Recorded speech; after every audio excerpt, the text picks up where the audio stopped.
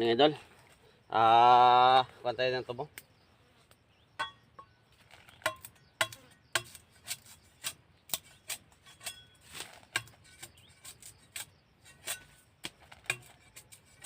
Ito pag sa probinsya ka idol, ito talagang kuha ng mga tao dito. Pag uwaw ka na, ano ka lang tao dito. Ano ka lang ng tubo, mawawala na yung uwa mo. Pero kaso, hindi mo kukuha kasi sobrang tamis ng tubo dito.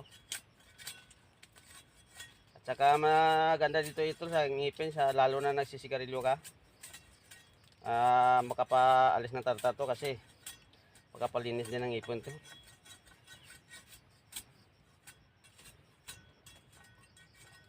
Ano?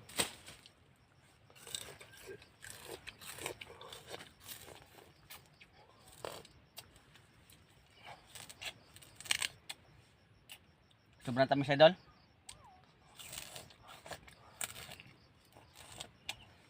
Ano? Kung sa Ilonggo, pangos ni pangos, pero way kok balo ko na nas Tagalog. Kain tayo ng tubo. Pero ito idol, pag kumakain ka, yung katas lang kukunin mo. Tapos itatapon mo yung katulad nito.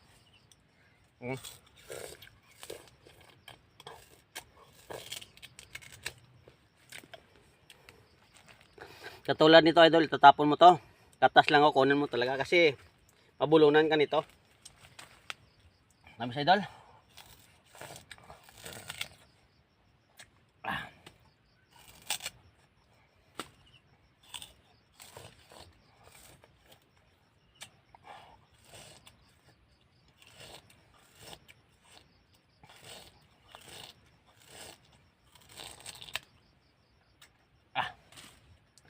Sobrang tamis. Iwan ko kung anong klaseng tubo to idol.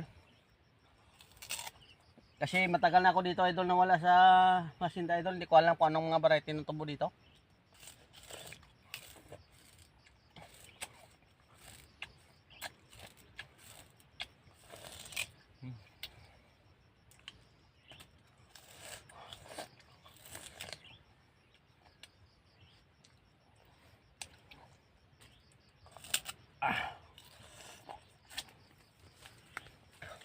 Ito tawag ispading. Sa amin yung panglampas.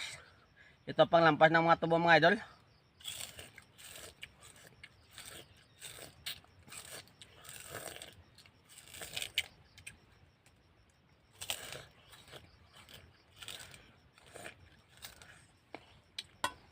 Kunin itong isa lang sayang. Pag wala ka panglampas, talagang ito lang ako ano.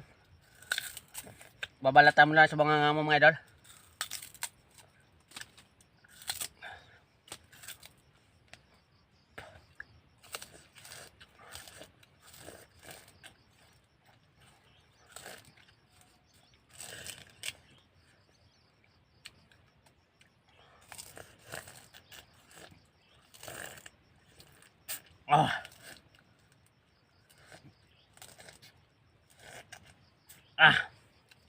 Sarap. Sobrang tamis mga idol. So, thank you sa mga idol. Busog na ako sa tubo. Sobra kasi tamis. At ito mga idol, sabihin ko lang sa inyo. Dito sa probinsya idol, talagang need talaga ng pira dito idol mga tao ka dito. Kasi alam mo dito idol, pag tuwing off season, yung mga tao dito wala na nang hanap na trabaho sa ibang lugar.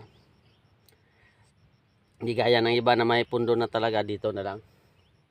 Kagaya namin, wala kaming ipon kaya nagwo-work pa din hanggang ngayon. So, thank you naman kami sa boss namin kasi kahit pa paano nakakatulong din sa amin. At saka tuwing kinsinas may kinukuha kaming sahod.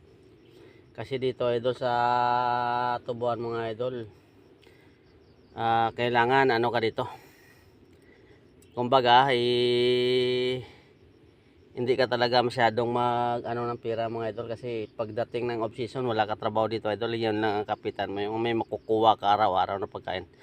Pero pag open naman sentral, okay naman kasi araw-araw may trabaho ang mga tao dito mga idol. So thank you sa lahat. Pakishare na lang like sa video ko to mga idol. So thank you. Salamat.